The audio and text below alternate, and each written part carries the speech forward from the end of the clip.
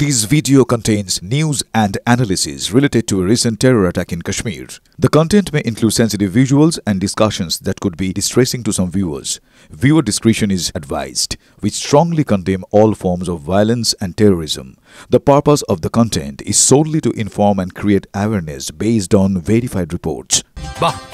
এবার হয়েছে স্বাদ হ্যাঁ অপূর্ব স্বাদ এমডিএচ এর চাঙ্কি চাট মশলা জীবনে আসল স্বাদ জাগলো আসল মশলা এসএস এমডিএচ আর এই নজর উত্তরবঙ্গে তার কারণ সামনে 8ই মে উত্তরবঙ্গে নজর রাখতে হচ্ছে কেন জানেন এই পরিস্থিতির মধ্যে অত্যন্ত গুরুত্বপূর্ণ তার কারণ মেগা ড্রিলের আয়োজন করা হয়েছে উত্তরবঙ্গে এই 8ই মে এক কথায় যদি বলা যায় ফুল ওয়ার মোড ভারতীয় সেনার একাধিক গুরুত্বপূর্ণ ড্রিলের আয়োজন করা হয়েছে কোন কোন জায়গার ভৌগোলিক পরিবেশের কথা মাথায় রেখে কিছু স্পেশাল ড্রিলের ব্যবস্থাও করা হচ্ছে কতটা গুরুত্বপূর্ণ হতে চলেছে আমি জানতে চাইবো সরাসরি আমাদের রিপোর্টার সিজার মন্ডল আমাদের সঙ্গে রয়েছেন সিজার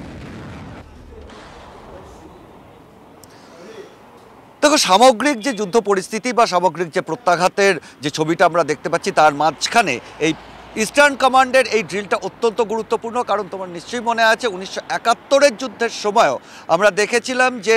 যখন সবাই এক্সপেক্ট করেছিল যে প্রথমে পূর্ব অর্থাৎ ইস্টার্ন কমান্ডের দিকে বা ইস্টার্ন ফ্রন্টিয়ারে ভারতীয় সেনা মুভ করবে কিন্তু তার আগে সামগ্রিকভাবে কিন্তু দেখা গিয়েছিল যে ওয়েস্টার্ন কমান্ডে আগে সৈন্য মুভ করেছিল অর্থাৎ এটা বিভিন্ন সময় যুদ্ধের ক্ষেত্রে কিন্তু এই যে পাটিগণিত বলো বা এই সমীকরণ মেনটেন করা হয় কারণ আগে নিজের সামগ্রিকভাবে সমস্ত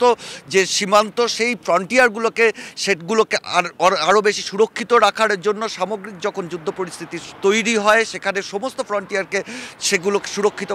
করার একটা বেসিক যে অপারেশন সেটা কিন্তু থাকে এবং সেই ড্রিলের জায়গা থেকে এটা স্পষ্ট যে সামগ্রিকভাবে প্রত্যাঘাতের পথে এগোচ্ছে ভারত সেই কারণে ওয়েস্টার্ন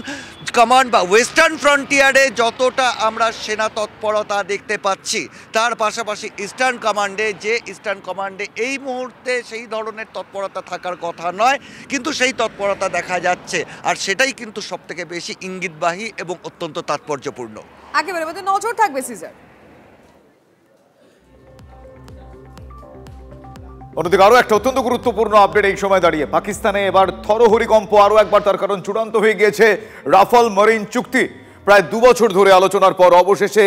ডিল সিল হয়েছে 63,000 কোটি টাকায় 26টি রাফাল যুদ্ধ বিমান কিনতে চলেছে ভারত চুক্তিতে সই করে দিয়েছে ভারত পাকিস্তানের JF-17 থান্ডার JF-10 এর খেল এবার খতম আমার সহকর্মী সায়ন্ত এই মুহূর্তে আমার সঙ্গে রয়েছেন সরাসরি সায়ন্ত আমি জানতে চাইবো যে এই চুক্তি এই সময় দাঁড়িয়ে পাকিস্তানের থরহরিকম্পের আরো কত বড় কারণ হতে পারে এখনো পর্যন্ত কোন কোন দিক সেটা দেখা যাচ্ছে একদমই দেখো এই যে চুক্তি তা কিন্তু অত্যন্ত গুরুত্বপূর্ণ বর্তমান আবহে কারণ যে 26টি রাফাল মেরিন যুদ্ধবিমান ভারতীয় নৌবাহিনীর হাতে আসছে সেগুলো কিন্তু আইএনএস বিক্রমাদিত্য এবং আইএনএস বিক্রান্ত অর্থাৎ যেটি মূলত পাকিস্তান সেনার কাছে ত্রাসের কারণ সেই দুটো যুদ্ধ বিমান ক্যারি অর্থাৎ যুদ্ধ রণবাহী যে আমাদের জাহাজ রয়েছে তাতেই স্থান পাবে আর স্বাভাবিকভাবেই পাকিস্তান হোক বা চীন যেই হোক না কেন মূলত এই যুদ্ধ বিমানগুলো আগামী দিন ভারত মহাসাগর আরব সাগর এবং বঙ্গোপসাগরে নিজেদের প্রভাব এবং নিজেদের যে ক্ষমতাকে আরও শক্তিশালী করতে সাহায্য করবে মোট 26টি এই রাফাল মেরিন যুদ্ধবিমান আসছে যার মধ্যে 22টি হচ্ছে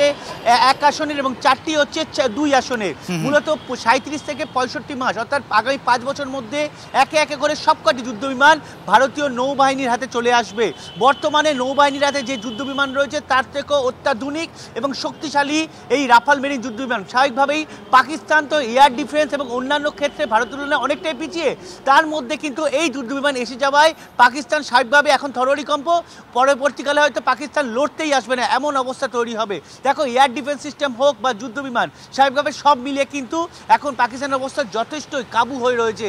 আরব মহাসাগরের উপরে যেভাবে সাবমেরিন বাহী ডুবোজাহাজ মোতায়েন করা হয়েছে ভারতীয় নৌবাহিনীর তরফে এই যুদ্ধ আইএনএস বিক্রমিত এবং আইএনএস বিক্রান্ত দুটো ইতিমধ্যে আরব সাগরের দিকে রওনা দিয়েছে সব মিলিয়ে কিন্তু এখন পাকিস্তানের অবস্থা থরহরিকম্প রীতিমতো চিন্তায় উদ্বেগে এবং কখন কি হয় সেটাই ভুগছে পাকিস্তান সেনাবাহিনী একদম চিন্তায় উদ্বেগে তারা একটু থাকুক তার কারণ এই মুহূর্তে চিন্তায় উদ্বেগে থাকার প্রয়োজনীয়তা রয়েছে তার কারণ ভারত দীর্ঘদিন ধরে নমনীয়তা বন্ধুত্বপূর্ণ সম্পর্ক দেখিয়েছে কিন্তু এই মুহূর্তে ভারত কতটা প্রস্তুত কিরকম প্রস্তুত সেইটা এই মুহূর্তে অত্যন্ত গুরুত্বপূর্ণ বিষয় কর্নেল দীপ্তাংশু চৌধুরী তিনি রয়েছেন আমাদের সঙ্গে আমি তার কাছ থেকে জানতে যাবো, কর্নেল চৌধুরী, এই মুহূর্তে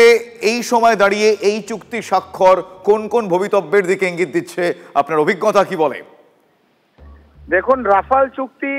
হবে আজকের দিনে আমরা প্রায় সবাই জানতাম, বিশ্বের প্রত্যেকটা রাষ্ট্রই জানতো, এবং ভারত শক্তির থেকে আরো শক্তিশালী হচ্ছে। আমাদের অলরেডি রাফেলের স্কোয়াড্রন আছে, আমাদের পূর্বেও আছে এবং পশ্চিমেও আছে। আমি কোন কোন এয়ারবেসে আছে সেটা বললাম না। তার সঙ্গে যে এই আরো রাফেলের আমার মনে হয় 25টা অথবা 26টা রাফাল আরো আসবে। তো এই যে আরো শক্তিশালী হলো Bharat, air superiority Bharat already আছে যতগুলো দক্ষিণ এবং দক্ষিণ পূর্ব এশিয়ায় যতগুলো রাষ্ট্র আছে তার মধ্যে আমরা নিশ্চিতভাবে সবচেয়ে বেশি এয়ার সুপিরিয়রিটিতে সবচেয়ে এগিয়ে আছি।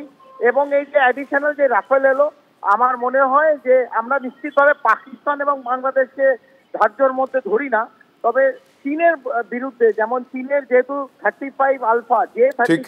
একটা স্টেলথ বম্বার আছে, সেই জায়গায় এই রাফেলের নাম্বার অফ রাফেলস আমাদের এয়ার সুপিরিয়রিটি বাড়াবার জন্য আমার নিশ্চিত মনে হয় ভারত অনেক বেশি শক্তিশালী হলো। অনেক ধন্যবাদ কর্নেল চৌধুরী।